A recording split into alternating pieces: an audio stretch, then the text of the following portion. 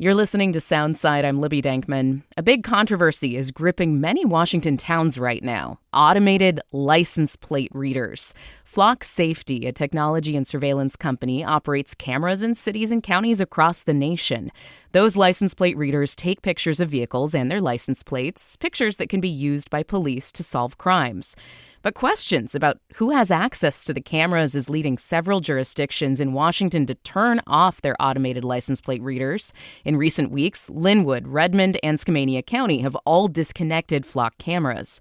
Soundside producer Hans Anderson spoke with people behind this issue about the cameras, and he's here with me now to talk about it. Hi, Hans. Hey, Libby. So let's just get the basics out of the way. What are these automated license plate readers? Yeah, these are cameras on public roadways. The cameras are solar-powered, and they take photos of cars and their license plate as they're passing by. So law enforcement agencies and Flock say they are valuable tools to solve crimes or identify cars in something like an Amber Alert for missing children. Now, according to Flock, more than 6,000 communities in the U.S. use its cameras. If cities opt into it, this data can be accessed by other police departments across the country. Now, privacy advocates are concerned about the amount of footage generated by Flock Safety's network and who has access to that info. Flock is, as I said, the largest supplier of these cameras in the United States, and the license plate readers are taking a handful of photos of every car that passes by. So that's a lot of images. Mm-hmm. Some Washington jurisdictions have been disconnecting their cameras, and there are two main reasons for this. The first is this court case in Skagit County. Now, a judge issued a very important ruling on Flock images earlier this month. Let's get to that first, Hans, and then we're going to get to some other concerns related to federal immigration enforcement. First, the public records issue. What happened? Yeah, so as you said, this has to do with the Washington Public Records Act. And this whole story starts with Jose Rodriguez, who filed a request for images generated by Flock cameras in a lot of cities. But the two we're going to talk about are Stanwood and Sedro-Woolley. That was in April of this year when he filed those requests. Rodriguez is a tattoo artist who works in Walla Walla, and he told 404 Media that he made the requests to see if the images generated by Flock cameras are in fact public record. He wanted to raise awareness that these images could potentially be accessed by, in his words, stalkers or burglars. Some cities complied. They turned over those images, but Sedro-Woolley and Stanwood denied Rodriguez's requests for Flock camera footage. The town said Flock cameras weren't public record. So earlier this month, a judge at Skagit County Superior Court sided with Rodriguez and against the towns. Now, cities are turning off their cameras. Linwood was one of those cities. They said, quote, "Out of respect for the concerns raised and our commitment to transparency, we have chosen to pause the system while we strengthen safeguards to ensure the technology is used responsibly and lawfully." So, basically departments are concerned that anyone could file a public records request for these images. And even just setting aside those privacy concerns, that opens them up to potential logistical problems, too. Right. So, the first thing that comes to my mind is that somebody with creepy aims wanting to follow their ex-wife or something could be accessing these images through the public records system. But also, if there is a way to request thousands, if not hundreds of thousands of these automated license plate reader images from cities through the public records law, that is going to take a lot of resources for cities to comply with. Yeah, for sure. And that's what I heard when I spoke with Flock Safety's chief legal officer, Dan Haley. He said the company is concerned that this ruling will lead to essentially nuisance requests. These requests are coming in a deliberate effort to create administrative burden for people who would otherwise be going about the business of law enforcement, and also to create costs, and in some cases, to extort settlements from these cities and towns to the tune of tens of thousands of dollars. And Haley also said that Flock plans to work with law enforcement for a, in his words, legislative fix for this issue. Okay, so the public records angle, again, due to the Skagit County judge's ruling earlier this month, is one arm of this story, Hans. But there is this other major reason why Flock license plate readers are under scrutiny in cities across the state, right? And this has to do with the federal government's ramped-up efforts to arrest and deport undocumented immigrants. What's going on with that side of the story? Yeah, and I think a really good example of this story is in Redmond. For a couple weeks now, the city council has been discussing this. Here's Councilmember Melissa Stewart at a November 12th meeting when Council voted to formally pause flock cameras. From my perspective, the vendor has not proven trustworthy in other areas around the country and does not have the trust of our community, which is something that I heard so loud and clear. So a little bit more scrutiny is needed here. Redmond turned off its cameras before the Skagit County case, and that was because of concerns that the cameras could be accessed by federal immigration officials. So ICE or CPB might use the cameras for immigration enforcement? That's what she's saying.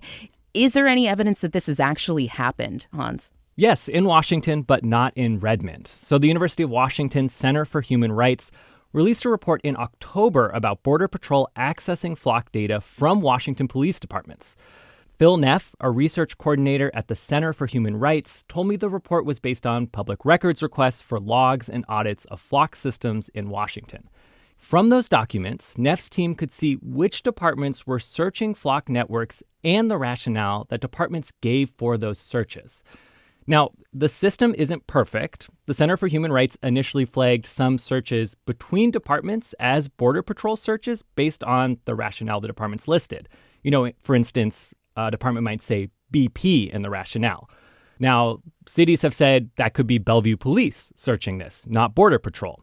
So the authors of the report have since walked back some of those instances. However, in those records, Neff did find that Border Patrol had accessed flock networks in Washington. But the process that the University of Washington report relied on doesn't provide enough info to know whether these lookups were used for deportation proceedings. That's really hard to verify, unfortunately.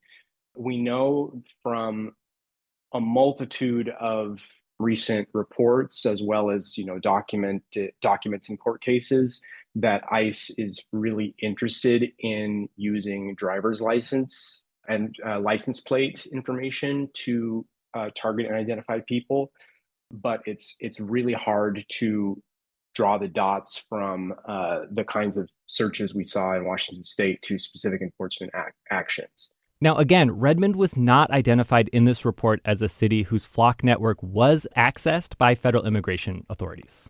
But the city council, it sounds like, has been concerned enough that those cameras are off in Redmond now. And they join a lot of other cities, again, for various reasons, turning off the flock cameras.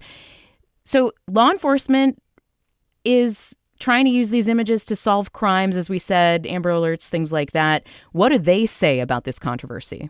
Yeah, I spoke with Redmond Police Chief Darrell Lowe. He says the license plate readers are a useful tool for his department, and these security issues can be managed. We were not listed in that report because of the safeguards that I put in place around our system. We never shared our data with out-of-state agencies.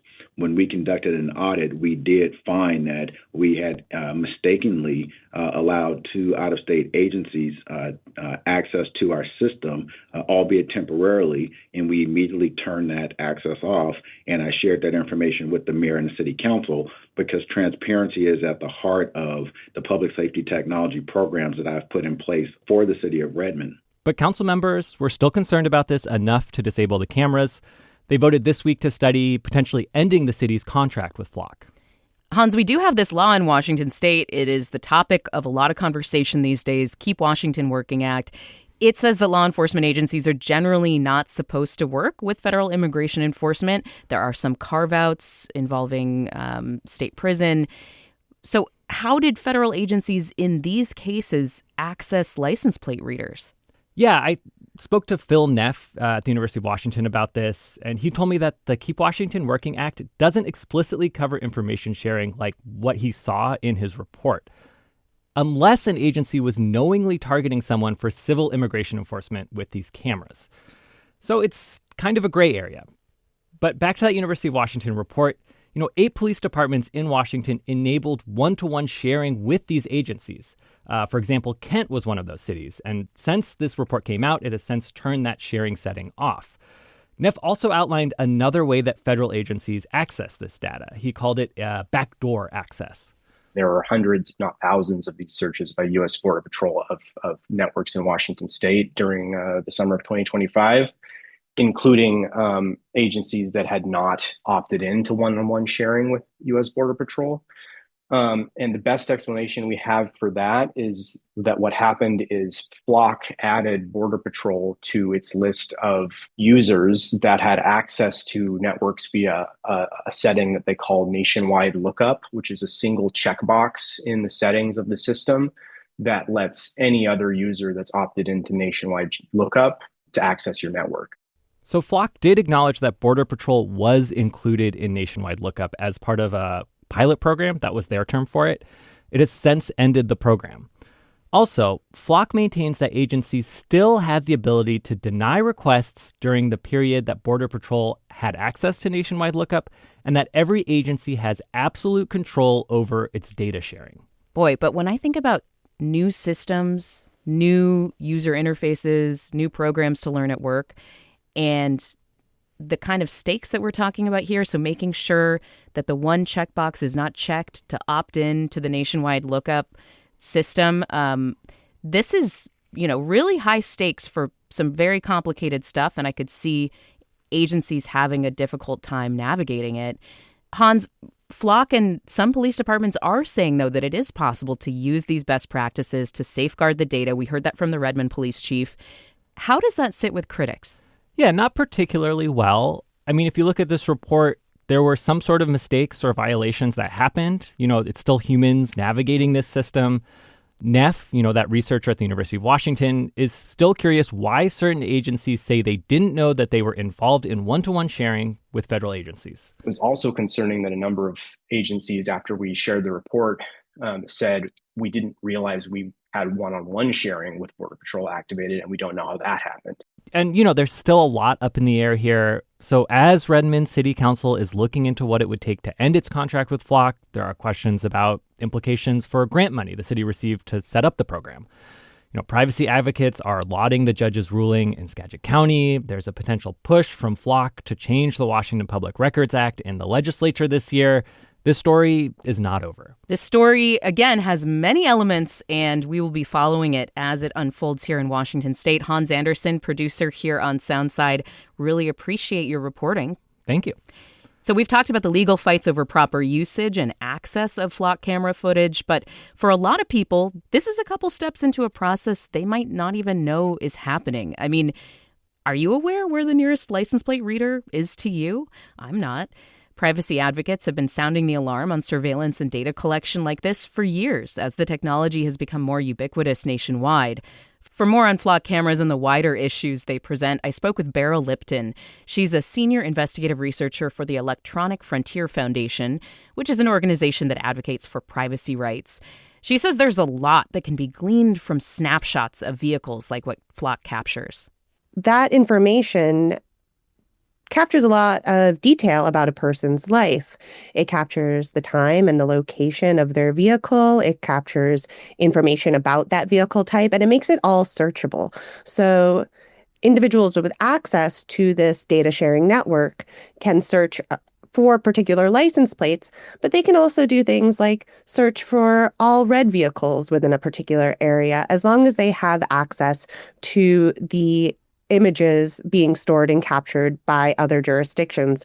And in a lot of cases, in the law enforcement space, there is wide data sharing going on. We hear a lot about license plate readers being used for things like finding missing vehicles or, tracking other individuals who might be associated with crimes. But it's important to remember that these pieces of equipment are capturing information on mostly law-abiding citizens going about their daily activities. These automated cameras have come under a lot of scrutiny from your organization. I mean, and also from academics. We talked about how the University of Washington discovered that there were these accesses by the federal government. But there is information being created about us all the time. We have cell phones in our hands that people can access if they get a warrant. Our movements are tracked. There are cameras in cities, from traffic cameras to body cameras on police officers. There are law enforcement cameras set up around the city of Seattle now in what the police department argues are crime hotspots. There are doorbell cameras in private homes. People are capturing data of us all the time. And these law enforcement agencies argue that when you're on a public street, you don't have any expectation of privacy. When so much of our movements are already being tracked, and again, the agencies argue that we're in public anyway, we shouldn't expect to be hidden from view. Why is it important to look more closely at these cameras, do you think? I think this is a situation where a lot of the technology has outpaced the regulation and the government's understanding and our relationship with the government about how they can or should respect our privacy. While there is an expectation that somebody might see you on the street, you don't necessarily expect that person is going to be able to, for example, retroactively pull up all of the places that you have been on the street in the last day, week, month, years. So the ephemerality of our experience in public is being eroded by the way that this information is captured and stored and made searchable. There's also a lack of oversight and auditing associated with how people are able to do some of those searches. Just because I go outside and my mailman sees me on the street doesn't mean that a police officer on the other side of the country should be able to look up my license plate and see everywhere that I drove on a particular day. So I think that these are very different things. I think people should still have some right to privacy, even though as a society we've moved into a place where we are leaving a lot of digital crumbs in our wake.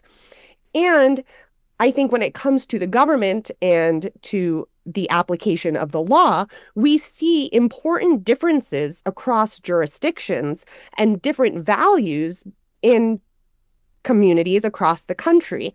And it's not fair or right that, for example, law enforcement in another state should be able to conduct investigations on people in our state because they have access to this type of data that facilitates their ability to track people across state lines. What about the investigative benefits? So when we talked to Redmond Police Chief Darrell Lowe, that police department had been using flock cameras, but the city council recently turned them off. Lowe said that these have had tangible benefits when it comes to solving crimes or responding to, like, an Amber Alert when a child has been abducted. Are you discounting the benefits of the system, maybe for communities who want to see crime stopped? I think communities should be left to decide what is important to them. However, the way that we've seen in practice these technologies roll out, it has been without, at times, having clear policies around the use, without having clear mechanisms for how abuse of the systems will be disciplined, without a clear understanding of how the technology actually works and the extent to which information is being stored. There has not been appropriate consideration for issues like compliance with the public records laws or with figuring out how that data is deleted or kept siloed and not copied. I think there are still so many issues with the implementation that communities need to consider because public safety is obviously important, but to be able to say that public safety needs to take precedent over all of these other important considerations and appropriate, thoughtful implementation means that some communities are being put in a more dangerous position than they started in. And you're referencing like an immigrant community, for example. It could be an immigrant community, depending on how, we've seen situations, and there's been a lot of reporting about how even within a police department, law enforcement officers will access some of this information for their own purposes, to harass an ex-partner or to find the location of somebody that they had a negative interaction with. There are lots of reasons why people should continue to have privacy, why their day-to-day movements, even if those movements are totally legal and above board and maybe not even that interesting, are nobody else's business. In the wrong hands, this is the kind of information that, depending on differences in law or values or whatever it might be, could really be used against somebody. That is a concern that city attorneys who have looked at this in several local jurisdictions around Washington have raised, this idea that the information could be accessed by somebody who wanted to harass or stalk and a former partner, things like that. Beryl Lipton, senior investigative researcher at the Electronic Frontier Foundation. Any final thoughts here about how this conversation about privacy versus the utility for law enforcement is going nationwide? I've been really heartened to see that a lot of communities are really engaging with some of these questions. Any individual is not expected to be an expert on any one of these developing technologies, and these technologies are developing all of the time. The device that you get today is not necessarily going to be running the same software that it was last month or will be running a month from now. So I think it's very important that people continue to ask questions and continue to expect from their local representatives that those questions are going to be taken seriously and proper steps will be taken to thoroughly protect our civil liberties and our rights going forward. Thank you, Beryl. I really appreciate your time today. Thank you for having me. And obviously, the issue of flock cameras is a live one here in cities all over Washington. If you have thoughts on this story or questions about the cameras or how cities are handling this, email us at soundside@kuow.org or leave me a voicemail, 206-221-3213, 206-221-3213.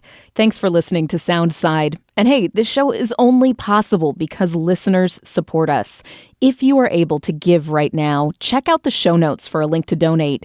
And don't forget, you can listen live on KUOW 94.9 FM Seattle at noon and 8 p.m., Monday through Thursday, or anytime online at kuow.org.